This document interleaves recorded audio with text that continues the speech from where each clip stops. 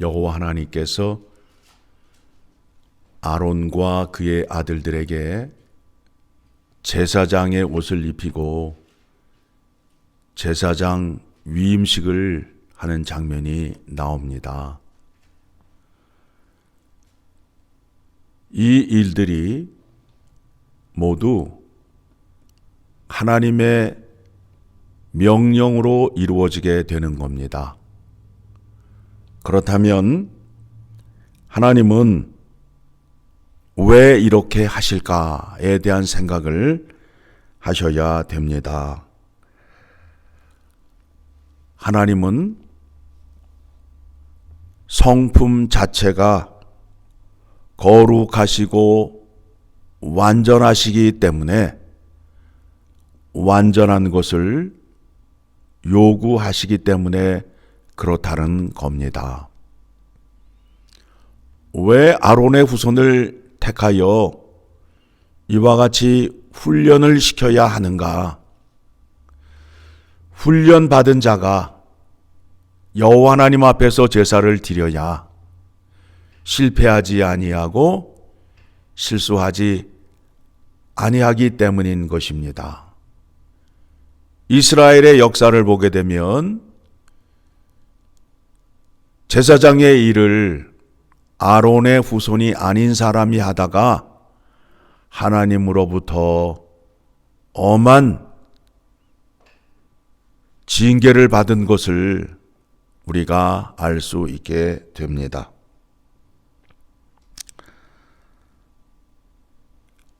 우리가 예수 그리스도를 믿고 있는데 예수 그리스도를 어디까지 알아야 되느냐 하면 멜기세덱의 반차를 따른 영원한 대제사장이다 라는 데까지 알아야 된다라는 겁니다. 왜 그런가 하면 제사장의 일은 어떤 일이냐 하면 하나님의 일을 하는데 사람의 편에서 일을 하는 사람이에요. 그래서 우리들의 죄를 들고 여호와 하나님 앞에 나아가 죄 사함을 받게 해주는 일을 맡은 것입니다. 그 일을 감당하기 위해서는 하나님이 정하신 방법대로 뜻대로 행하여야 됨을 우리가 확인하여야 됩니다. 그런데 아론과 아론의 후손들이 사람의 성정을 가짐으로 인하여 죄를 범할 수가 있어요.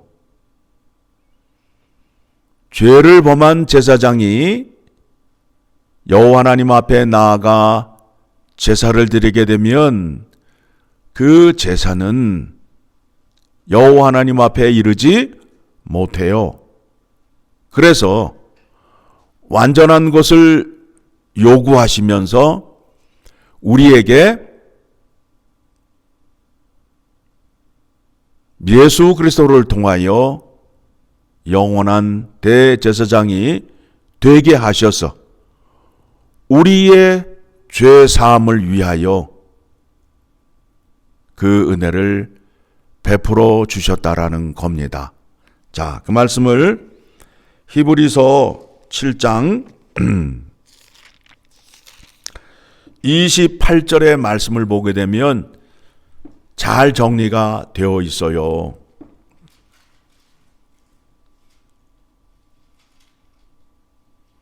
자, 26절부터 같이 읽어 내려갑니다. 26절 시작.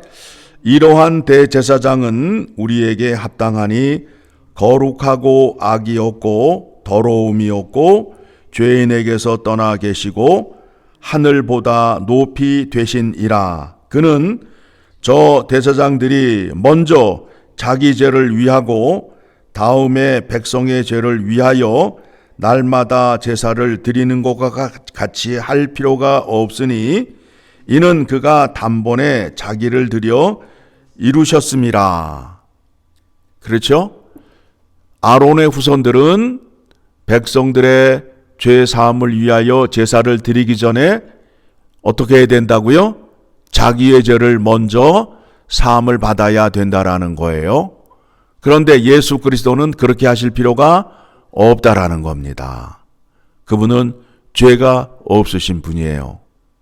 그래서 28절 율법에 약점이 있다는 거지요. 그게 뭐예요? 대제사장들이 갖고 있는 사람의 성정으로 죄를 범할 수 있는데 예수 그리스도는 온전하시기 때문에 예수 그리스도를 통하여 제사를 드리게 되면, 예배를 드리게 되면 하나님이 받으실 수밖에 없다. 자, 28절 시작. 율법은 약점을 가진 사람들을 제사장으로 세웠거니와 율법 후에 하신 맹세의 말씀은 영원히 온전하게 되신 아들을 세우셨느니라. 자, 우리가 예수 그리스도의 이름으로 예배를 드리고 기도를 하는 것이 얼마나 큰 은혜이며 영광인지를 여러분들이 확인하시고 예배에 참석하시고 기도를 하셔야 된다라는 겁니다. 그래서 이제 우리가 우리의 믿음이 히브리서 4장 14절을 가게 되면, 히브리서 4장 14절 같이 읽어 내려갑니다. 그러므로 우리에게 큰 대제사장이 계시니 승천하시니 곧 하나님의 아들 예수시라. 우리가 믿는 도리를 굳게 잡을지어다. 우리에게 있는 대제사장은 우리의 연약함을 동정하지 못하실 리가 아니오. 모든 일에 우리와 똑같이 시험을 받으신 이로되 죄는 없으시니라. 그러므로 우리는 긍휼하심을 받고 때를 따라 돕는 은혜를 얻기 위하여 은혜의 보좌 앞에 담대히 나아갈 것이니라. 예수 그리스도 앞에 나아가면 우리의 모든 문제가 해결이 된다라는 겁니다. 내가 당하고 있는 이 고통, 아픔, 우리는 하소연을 할 때 내 처지, 이 아픔을 누가 알리요? 라고 신세 타령을 하죠. 그런데 말씀을 보니까 그 아픔, 그 처량함, 처절함을 누가 알고 계신다는 거예요? 예수님이 알고 계신다라는 거예요. 예수님은 이 땅에 사시면서 참 모든 고난을 다 당하셨어요. 그런데 그 당하신 깊이가 우리가 당한 것보다 훨씬 더 깊어요. 훨씬 더 깊어요. 그래서 우리의 아픔을 너무너무 잘 알고 계셔요. 그래서 예수 그리스도 앞에 나와서 우리의 처지를 기도하시면 된다고요. 주님 앞에 기도하시면 된다고요. 그런데 우리의 죄와 우리의 처지를 주님 앞에 고백하지 못하는 것이 우리의 믿음의 현실이잖아요. 왜 그럴까요? 여호와 하나님이 약속하신 약속의 말씀을 알지 못함으로 인하여 그렇다라는 겁니다. 또한 예수 그리스도의 십자가의 죽음과 부활의 영광이 얼마나 큰지를 알지 못하기 때문에 그러한 자리로 나아가지 못한다라는 겁니다. 우리가 하나님의 말씀을 매일매일 살펴야 하는 이유가 바로 거기에 있어요. 우리가 여호와 하나님 앞에 나아가는데 우리의 생각과 우리의 뜻대로 나아가는 것이 아니에요. 여호와 하나님께서 정해주신 방법대로 뜻대로 나아가야 된다라는 겁니다.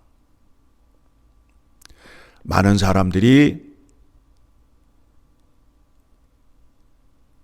자기의 열심으로 하나님을 믿어요. 왜 그런가 하면 믿음이 나에게 있어서, 즉 믿음의 주체가 나에게 있어서 내가 무언가를 하여야 속이 후련하고 무언가를 한 것 같은 느낌 때문에 그렇게들 해요. 그런데 거룩하신 하나님은 성품이 완전하시기 때문에 완전한 것을 요구하신다라는 것을 몰라요. 내가 대충대충 열심히만 하면 하나님이 받아주시고 이해할 거야 라고 생각을 하고 하나님을 믿기 때문에 그렇다는 겁니다. 거룩하시고 완전을 요구하시는 하나님이시기 때문에 우리의 죄를 완전케 하기 위하여 그의 품 안에 있는 독생자 예수 그리스도를 이 땅에 보내셔서 우리의 죄를 대신하여 십자가에 죽게 하신 거예요. 죽게 하신 거예요. 그 이유를 깊이 묵상하게 되면 하나님이 어떤 분이시구나라는 것을 알게 됨으로 인하여 또한 그분께서 우리를 향하여 베푸신 그 놀라운 구원의 은혜를 생각하게 되면 감사가 넘쳐날 수밖에 없어요. 그래서 우리가 하나님 아버지 앞에 나아갈 때 누구 앞에 먼저 나아가야 돼요? 예수 그리스도 앞에 나아가 먼저 우리의 죄사함을 받아야 하고 또 예수 그리스도와 함께 아버지 앞에 서게 되었을 때 예수 그리스도께서 우리의 편이 되어 주셔서 우리를 위하여 아버지께 간구를 기도를 하시게 된다라는 겁니다.